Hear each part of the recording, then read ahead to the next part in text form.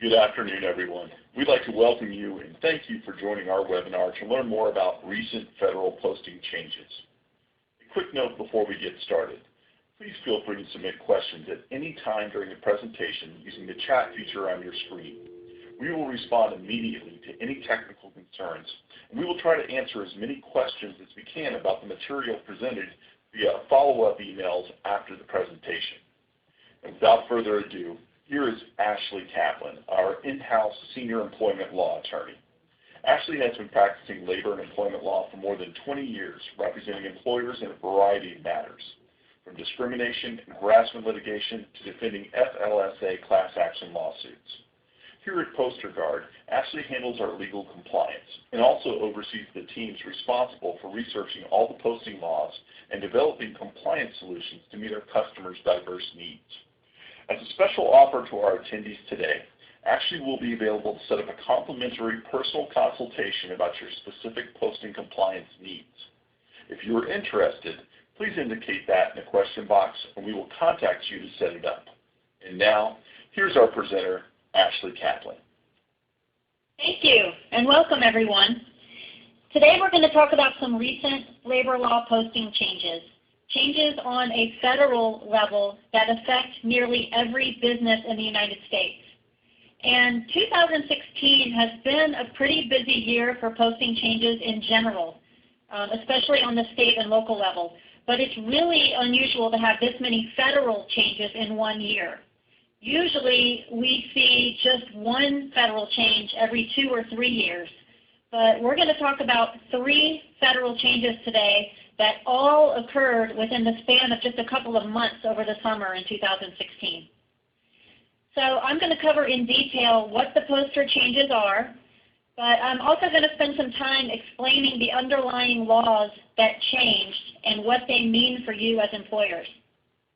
I'm also going to cover some posting compliance basics in general, and then at the end of the presentation, I always like to end with a high-level summary of some of the laws we're watching right now that may result in additional poster changes in the coming months. And that's on a federal, state, and local level.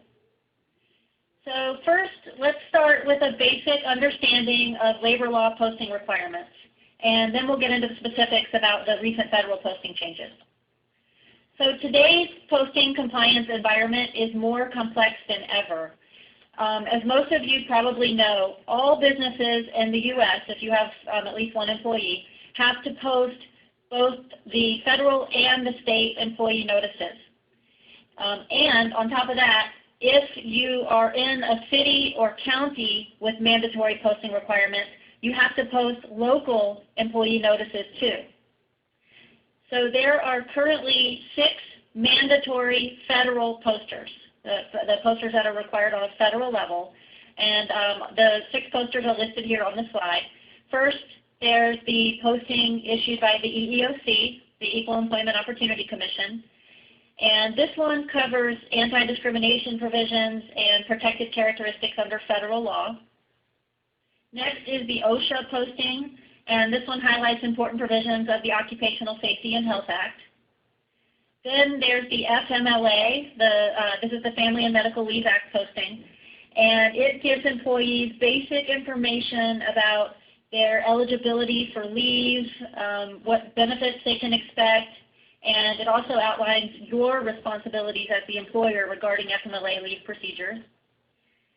Then there's USERRA, which stands for the Uniformed Services Employment and Reemployment Rights Act.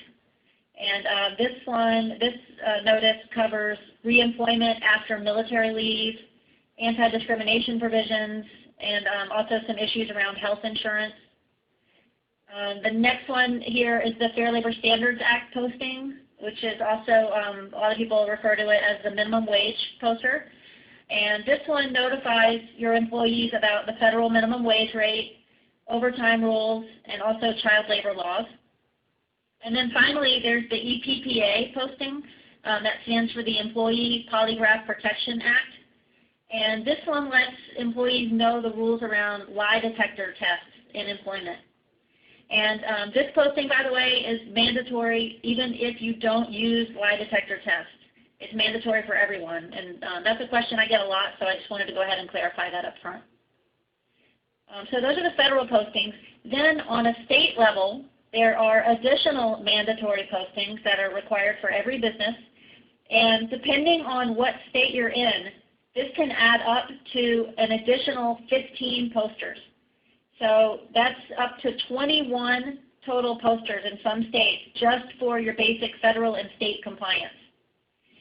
And this area of compliance, the state law posting compliance, is becoming more and more complex and difficult to manage over the years because there are just more and more laws that are being passed on a state level giving employees protection in the workplace. And with each new law or expanded law, there's a potential poster update or a new poster being issued. And these state law posters cover things like the state minimum wage rates, which of course can be higher than federal minimum wage. They cover fair employment, unemployment insurance, workers' comp, rules around smoking in the workplace, paid sick leave, child labor, and then some new areas that we're seeing like human trafficking. We're seeing expanded family care rights, paid or unpaid, and also electronic cigarettes in the workplace, some postings around that. So on top of this, on top of the federal and state requirements, you could have additional posting obligations if you're in certain cities or counties with their own posting requirements. And this is an area where we've really seen a lot of growth over the past couple of years.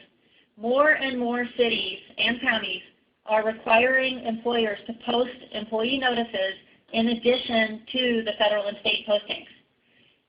At this point, I've seen up to 7 additional postings in a single city, and that is San Francisco. But lots of cities have multiple posting requirements, multiple postings, and even foreign language requirements. And we're seeing more and more of these city ordinances come out every week. So as you can see, there's a lot to keep up with to stay in compliance. And also on top of this, if you're in certain industries or if you have any government contracts, there are even more mandatory posting requirements that apply to you. Federal contractors, for example, have up to 13 additional postings depending on what kinds of contracts you have. And I'll mention a little bit more about that later in the presentation.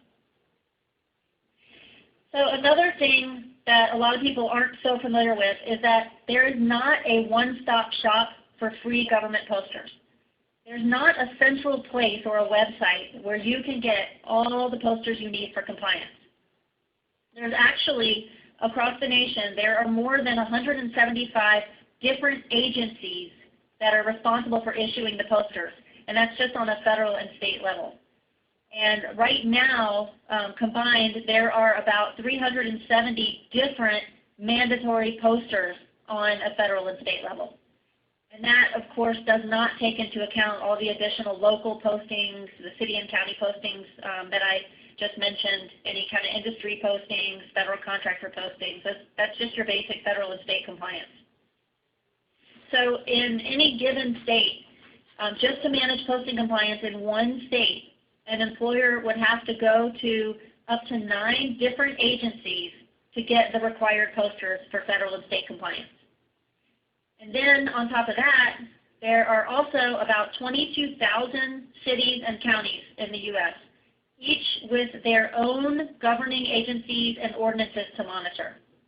So luckily, not all of these have posting requirements. Not every city and county has a mandatory poster today, but a lot of them do. And like I said, we're seeing this number grow every week. And none of these agencies, whether we're talking federal, state, or local, these agencies don't have work share agreements where one agency will provide all the posters that the sister agencies require. In some cases, I have seen some agencies that do a pretty good job and they try to help out, and you can see some crossover where one agency will have some posters that are governed or enforced by another agency within the same state, but it's not a complete list. And there's certainly not a one-stop shop where you can get all the federal and all the state posters you need for full compliance. They're just different agencies with different responsibilities. And certainly not on the local level, the city-county postings. These local agencies really operate on their own apart from the state and federal agencies. So adding to this complexity is the fact that posting changes are also on the rise, and that's something we're going to be focusing on today. Our legal team here at Poster Guard monitors and tracks all the poster changes on a daily basis. And on average, we see about 150 state law posting changes a year.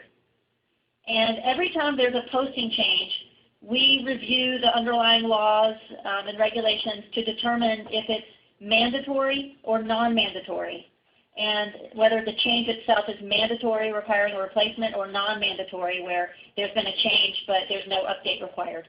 And at least half of the state law changes do require a mandatory update or an immediate replacement of the posters.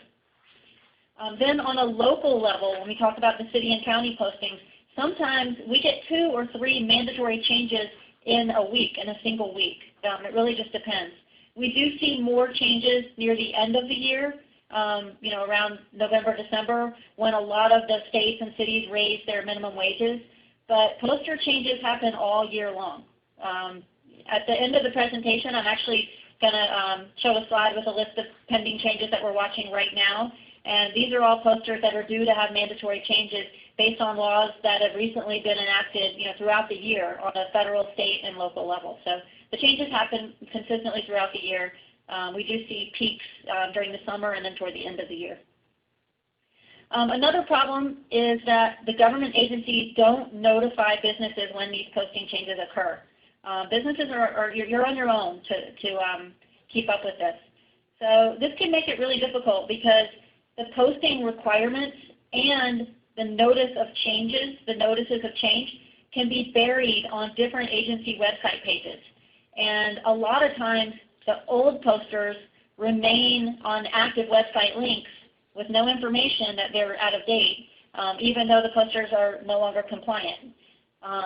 And then, adding to this complexity is, sometimes the posting guidelines can be buried on different agency pages, web pages. They can be buried in statutes, regulations, or sometimes even case law, especially on the local level. A lot of the posting information and requirements are actually coming out through cases, through court cases. So it can be tough to find the posting changes and difficult to interpret whether the updates are mandatory with compliance deadlines or are they just cosmetic changes that you can ignore. None of that is really, it's not always in black and white. And then you also have to dig further to see if there are any mandatory foreign language requirements, if there are size, font, and color requirements, industry variations, or any kind of special posting instructions. I also want to talk just really quickly about the risks of non-compliance and why it's important to make sure you have all the current postings.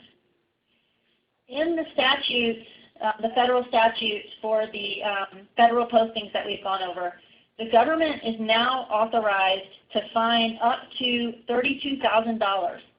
It's actually $32,946 if you add it up within all the laws. And that's per location for posting violations. And that could be for missing posters or for outdated posters. And this number, by the way, the amount of penalties was recently increased. It was increased as part of the Civil Penalties Inflation Adjustment Act, which went into effect on August 1st, 2016.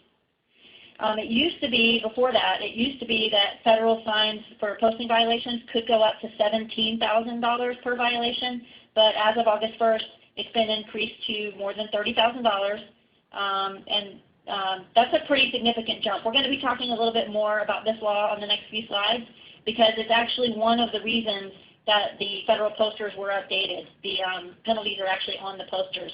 So with the Civil Penalties Inflation Adjustment Act, the posters also had to be revised.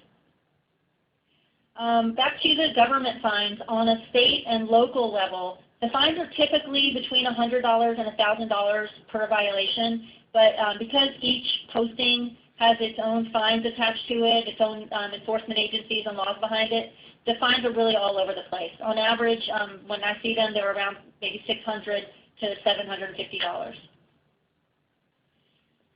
So another real danger when we talk about noncompliance and the risks of noncompliance is related to employee lawsuits and employee disputes. It's not just the government fines. And there are a few different ways that posting compliance comes into play with employee lawsuits, with litigation. And the first, and to me, I think the most significant, is when it comes to the statute of limitations. And the statute of limitations, I like to call it an employer's best friend in litigation, because it's the defense that allows you to have a claim stricken or dismissed because it was filed too late. So the statute of limitations, for example, for a federal discrimination claim is 300 days. It's different in every state, but just on a federal level. For a Fair Labor Standards Act overtime case, for example, the statute of limitations is 2 years. So typically, if you get a claim from a former employee or an existing employee for a violation and it occurred outside of that time period, you can move to have that claim dismissed and avoid all the legal fees and potential liability for the claims in the lawsuit. Even if there was a violation, you can move to have the claim dismissed because it was filed too late under the statute of limitations. However, if you have a posting violation, either you didn't display the current poster or you're missing a poster, courts have begun to publish more and more decisions saying that if an employee didn't have notice of their rights, the statute of limitations is extended or told, and you cannot use it as a defense. So we've seen cases where normally an old claim could have been dismissed and totally avoided, where the court allowed the plaintiff to pursue the claim, and it ended up in a six-figure judgment just because the posters were not on the wall. The statute of limitations also cuts off your window for damages. If you have several plaintiffs in a case with alleged damages spanning over a long period of time, the statute of limitations cuts off your exposure. So it's a key defense that you don't want to lose. And then finally, another way that posting compliance comes into play with litigation is as evidence of bad faith. And all the different federal and state employment laws have different standards where this concept of good faith or bad faith can affect your potential liability as the employer. So, for example, where a showing of bad faith can inflate the damages against you, or a showing of good faith can reduce, or in some cases it can even eliminate the damages against you. And courts look, they all go by different names under each law, but it's a common standard, just the good faith, bad faith concept. And when deciding whether a company has acted in good faith or bad faith, courts look at a variety of different factors. And some examples are like, whether you have written handbook policies, whether you've trained your managers on compliance issues, how your company responds to complaints when you get them. And now we're starting to see more cases where posting compliance is coming in as a factor that courts are looking at. It's just considered part of your company's overall culture toward compliance. How much of an effort did you make to comply with all the basics and to let your employees know their statutory rights? Okay, now we're going to go over the specific federal poster changes that have recently gone into effect. And this slide is just a high-level overview of what they are. So these are the 3 federal posters that have been affected recently by federal law changes. And these are 3 out of the 6 mandatory federal posters that I went over at the beginning of the presentation. So I'm going to go into more detail about the poster changes and the underlying law changes as we move forward on the next few slides. But as you can see, all 3 of these changes had effective dates in August 2016. The underlying laws that I'm going to talk about had different effective dates, various effective dates for compliance, but the poster changes went into effect in August. And that's something that's important to understand. Sometimes a law takes effect on one date, but the poster is updated well before or after that date. And we're going to take a look at that as well as we get into the specifics on these changes. And one thing that all of these poster changes have in common is that they apply to virtually all U.S. employers, regardless of employee size or industry. Also, as I mentioned earlier, fines for not displaying up-to-date labor law postings have risen dramatically. So it's really important to make sure you have the right versions, the latest versions of these postings up on your walls and at every facility. And something I get asked about a lot, when this is true with all of your mandatory posters, whether we're talking federal, state, or local. The posters need to be displayed in locations that are accessible to all employees. So they need to be in areas that are frequented by all your employees. So in most cases, that means you're going to need to post in multiple areas within your business to reach everyone. It really depends. It's different for every facility, and depends on the logistics and the layout. In some cases, one posting station might be enough. Like if you just have one common break room that all your employees use, or one employee entrance that all your employees pass through to come and go every day. But in a larger building, you probably need to post on more than one location, maybe on multiple floors, in multiple break rooms. Other ideas are near time clock stations if you still have time clocks where employees punch in and punch out. Also at employee entrances, and so on. It really just depends on the layout of the facility and also how many employees you have. Also, don't forget that you need to communicate all of the same information that's on your walls to your off-site employees, like your remote workers or telecommuters. You can do it electronically, but you do need to make sure you have some kind of solution in place for them as well. And also you need to make sure they're getting the latest versions that we're talking about today. Okay, so the first change we'll talk about is the federal OSHA poster, and this one's a little confusing. In May 2016, the Occupational Safety and Health Administration finalized a new rule on electronic reporting of injury and illness information. And the main gist of the rule, the main substance of the new rule, had to do with employer reporting requirements, not the posting requirement.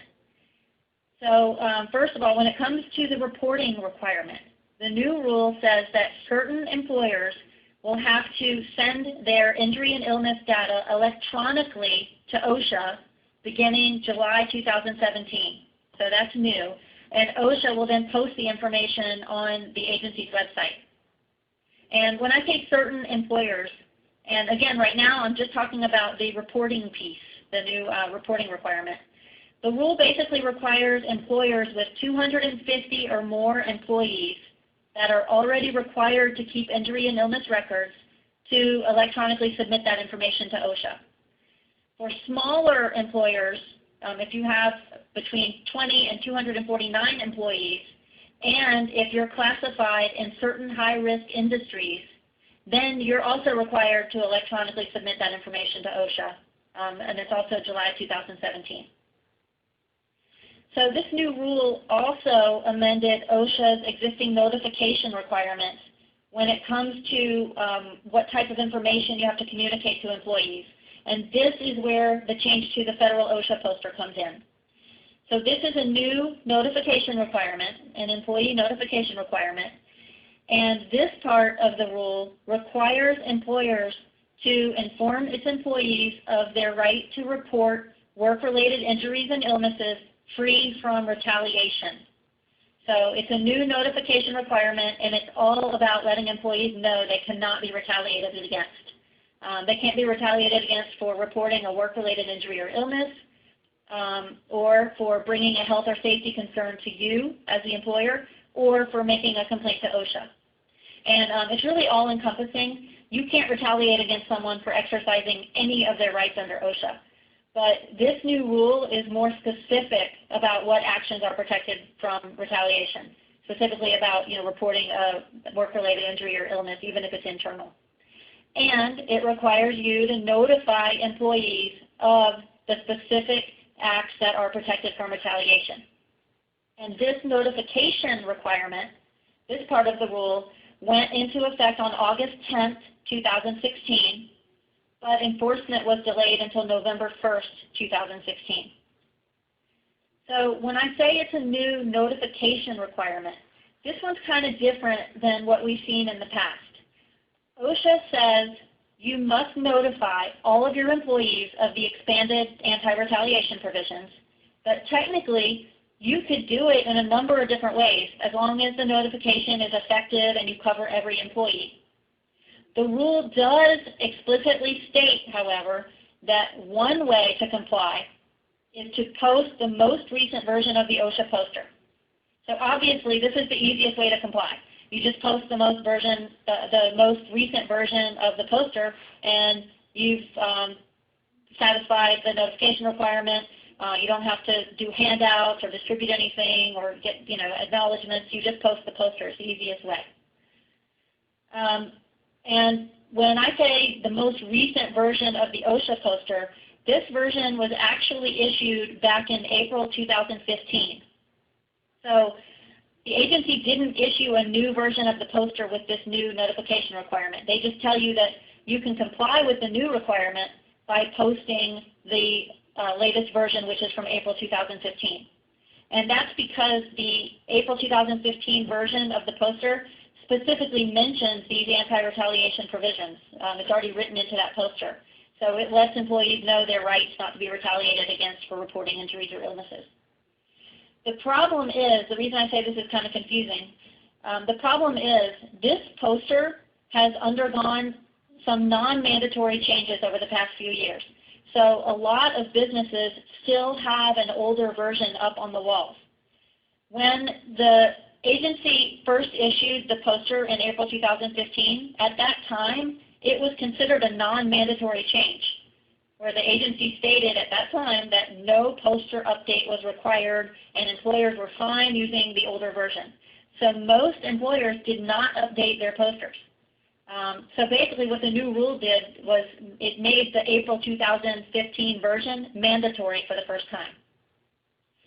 So that means if you're going to rely on your poster to satisfy the new notification requirement, you need to make sure you have the correct version of the poster. And on the next slide, I'm going to show an image of the new version up against the old version to help clarify. The date is on there, and it's kind of buried on there, but it's visually a lot different, so it's easy just to show an image. So if your poster is an older version that was issued before April 2015, you either need to update it or you'd have to satisfy the notification requirement some other way. Like I mentioned, you could distribute handouts to everyone with the new language in it. You would need to make sure you cover new employees as well as existing employees. So you would just need to have a tight system in place to make sure that you've reached everyone. So obviously, like I said, having the right poster up is the easiest way to comply and a best practice that I would recommend for everyone to take instead of doing handouts. A quick note about the effective date for the notification requirement.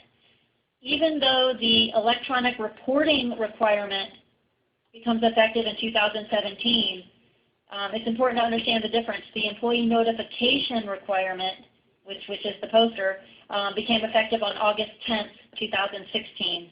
And like I said, the enforcement was delayed until November 1st, 2016.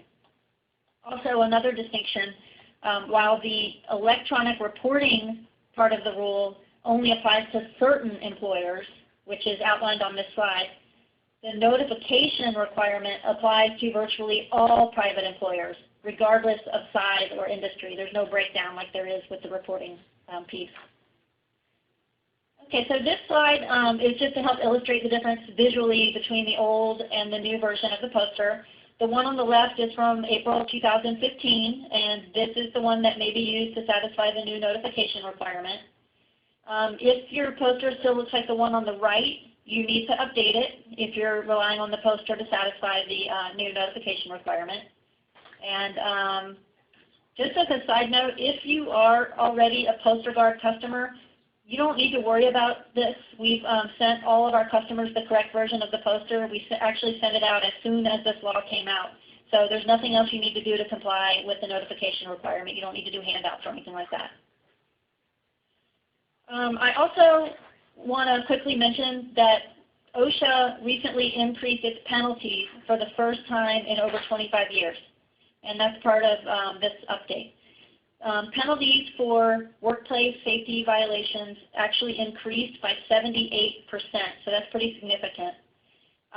So effective August 1st, 2016, the maximum penalty for serious violations increased from $7,000 per violation to $12,471. And the maximum penalty for willful or repeated violations increased from $70,000 to $124,709. Also, the posting fine increased from $7,000 to $12,471. And all of this happened, these increases, because for a number of years, a variety of labor groups have argued that OSHA's penalties haven't been high enough or severe enough to effectively deter violations. So before this increase that we're talking about now, the last time penalties were adjusted was back in 1990. Now, going forward, after this increase, OSHA is going to make additional adjustments to the penalties based on the Consumer Price Index. So they're going to continue to go up from here. On top of the notification requirement, just to, in summary, it's really important right now for you to take steps to make sure you have strong safety and health programs, to follow up on any potential safety hazard, and also to prepare for this new electronic record-keeping requirement if that applies to your business. These fines are pretty serious and enforcement is also up, so now's the time to take a look at your OSHA compliance overall. Okay, the next poster change that we're going to talk about is the recent update to the Fair Labor Standards Act poster. And this was a poster update that became effective on August 1st, 2016. But the Department of Labor delayed in releasing this new poster. So employers you guys only had a few days to get into compliance once this poster was released. And that happens a lot, by the way, where a poster will be released and the government requires immediate compliance. But in my experience, there's typically a grace period when it comes to enforcement. Even though it's not published, you're not going to find it written anywhere that you have a certain, a window to comply. So it's not an official grace period. It's rare to see any penalties being assessed immediately within the first couple of weeks when employers barely have any notice of a change like this. This slide shows what the new poster looks like. And this poster update included a few different revisions. First, the DOL added information for the first time letting employees know about misclassification of independent contractors. Basically that it's possible as an employee to be misclassified as an independent contractor when you're really an employee entitled to minimum wage and overtime protections of the FLSA. And this isn't anything new.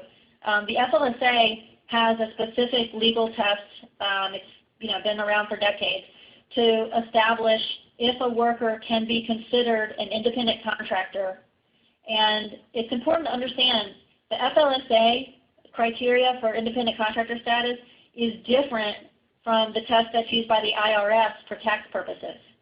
So, you can't just call someone a contractor and issue a 1099, even if you have an agreement, even if the worker asked for this arrangement. You can't just call someone a contractor to get around labor law compliance. And this is an area where we've seen increased enforcement lately. So it's important to get this right and make sure you have your employees properly classified. And now, of course, the poster is aimed at bringing awareness of this issue to your employees as well. So now it's an important time to get this right. And by the way, when we talk about misclassification, a lot of people get this confused with the other kind of misclassification under the FLSA, and that's the exempt, non-exempt classification. And that's also a hot issue right now. But that's a totally different issue, and believe it or not, that is not part of this poster update. The new overtime rules that established exempt status and raised the salary threshold, that new rule is not incorporated in this poster update. And that's because the poster has never really gotten into any detail about exempt status or the criteria for exempt status or the factors to meet an exemption test. So the poster update really had nothing to do with that. Okay, the second major change to the FLSA poster is actually from a law that went into effect back in 2010. And it finally made its way onto the federal poster. And this was the law that requires employers to provide reasonable breaks to accommodate employees who are breastfeeding. This law was part of the Affordable Care Act, and it actually amended the FLSA to require employers to provide reasonable break time for an employee to express breast milk for her nursing child as much as needed, for up to 1 year after the child's birth. This amendment also requires employers to provide a place for the employee to express milk. And it has to be a location other than a bathroom, and it has to be shielded from view and free from intrusion from coworkers and the public. Again, this is a law that went into effect back in 2010, but it finally made it onto the poster, and it's part of the reason why it's a mandatory update. And finally, on the FLSA poster, the rest of the mandatory poster changes had to do with the increased fines that we've been talking about, the fines that were increased as a result of the Civil Penalties Inflation Adjustment Act. And then there was also some language on the poster that was just reworded on topics like tip credit and child labor. No substantive changes, but just reworded and reformatted.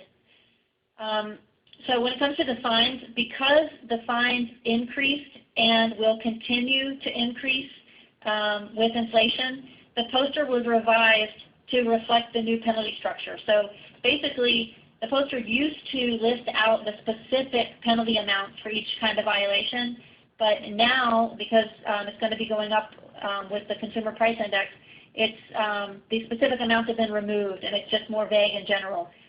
It basically just states that penalties may be assessed against employers for violations. So that way the poster won't need updating every time the penalties go up. So here are some specifics about the increased fines. And again, not all of this is on the poster itself, but it's one of the reasons the poster was updated. This is part of the underlying law, and part of the update to remove the old penalty amounts that no longer apply. And these penalties, by the way, are in addition to actual monies that would be owed to employees. So effective August 1st, 2016, the DOL increased civil money penalties for willful violations of the minimum wage and overtime provisions from $1,000 to $1,894. And a willful violation, by the way, is one when the employer knew that its conduct was prohibited or it showed reckless disregard for the requirements of the law. So what this means is if you're not paying overtime to a group of employees, or if you have any kind of violations that affect a group of employees, then in addition to the back wages and liquidated or double damages that would be owed to these employees, you could also be assessed these civil money penalties, which means you could be making a sizable contribution to the government in addition to the back wages that you could have. Also, the child labor civil penalties increased. The Department of Labor has authority to penalize employers for each worker under 18 years of age for a child labor violation. And previously, before these changes, it was up to $11,000 per employee. But on August 1st, this increased to $12,080. And then for child labor violations that result in a serious injury or death, those are punishable by a more severe penalty.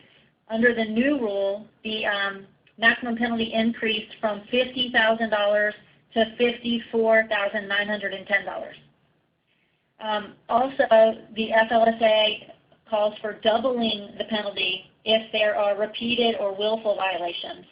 So that means it could go up to nearly $110,000. And FLSA enforcement in general is on the rise, both in terms of private litigation and government enforcement. So when we talk about private litigation, the latest reports on litigation trends have come out. They go up through the end of 2015, and they show that lawsuits alleging violations of the Fair Labor Standards Act are at an all-time high. In fact, wage and hour litigation filed under the FLSA produced more rulings in the past 2 years than any other type of workplace class action. So that's pretty big, and that includes employment discrimination cases. Collectively, when you look at all the different types of discrimination cases, ABA, ADEA, Title VII, also government enforcement litigation. So wage and hour litigation now officially represents the prime litigation risk in the workplace. And in addition to private litigation, DOL enforcement is also up when it comes to FLSA actions. Over the past several years, the DOL's Wage and Hour Division has made a lot of changes to the way it pursues investigations, which has yielded better results for the agency. And it's resulted in higher penalties and higher damages recovered for employees.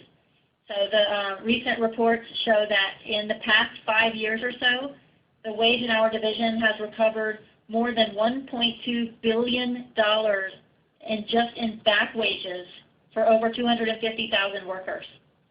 And unfortunately for businesses, this trend is expected to continue. And that's because of the new FLSA regulations on overtime exemptions, the minimum wage hikes in a lot of states, and the intense focus on independent contractor misclassification that we talked about. So in addition to getting your posters updated, now's the time to make sure your pay practices overall are compliant. Make sure you're properly classifying your employees as exempt under the new regulations.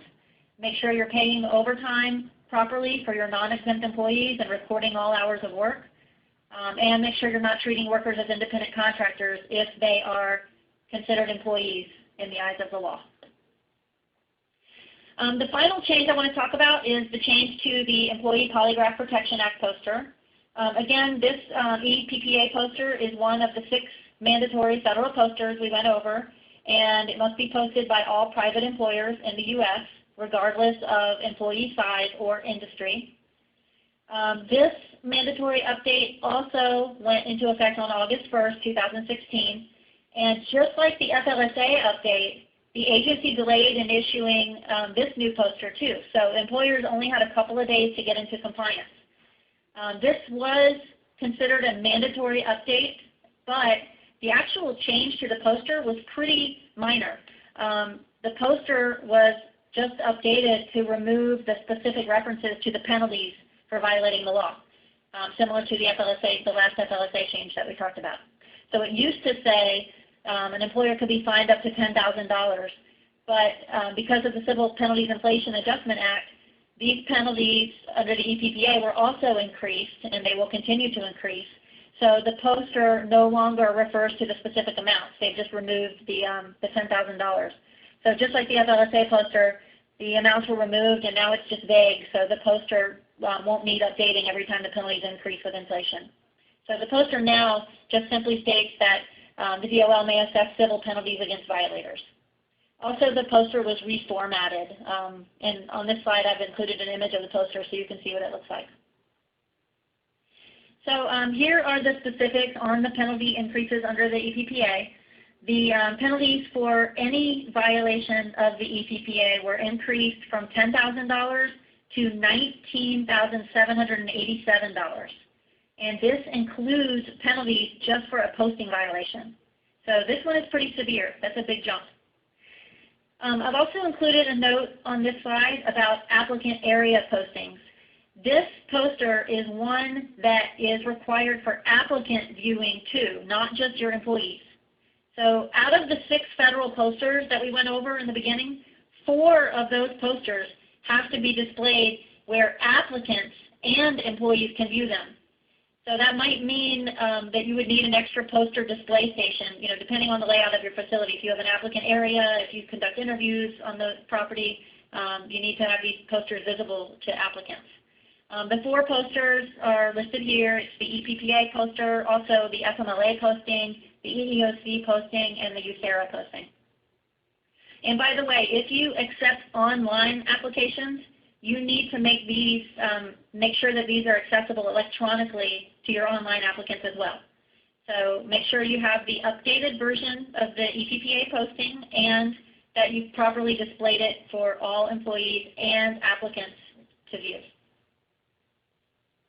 Okay, so that covers the recent federal changes we've seen so far for 2016. I mentioned that we'd also go over some pending changes that we're watching that are expected to result in even more poster changes. But before we look at those, I want to shift gears a little bit and let you know about the Poster Guard program and how it helps you stay on top of all these posting changes that we're talking about. Because of the complexity involved in keeping up with all the posters, the rate of change, and the severity of penalties for noncompliance, we've developed Poster Guard compliance protection to help our customers stay on the right side of the law when it comes to posting compliance. So here is how Poster Guard works. Upon your enrollment, or anytime you add a new location, we will start you out by sending all of the mandatory federal, state, and local labor law postings to each of your locations. And this local piece is really important. We've actually expanded our service recently to automatically include all city and county postings for all regions of the U.S. So our legal team has grown, and our attorneys and researchers are now continually monitoring all local ordinances and agency activity for more than 20,000 cities and counties to make sure our customers are in complete compliance.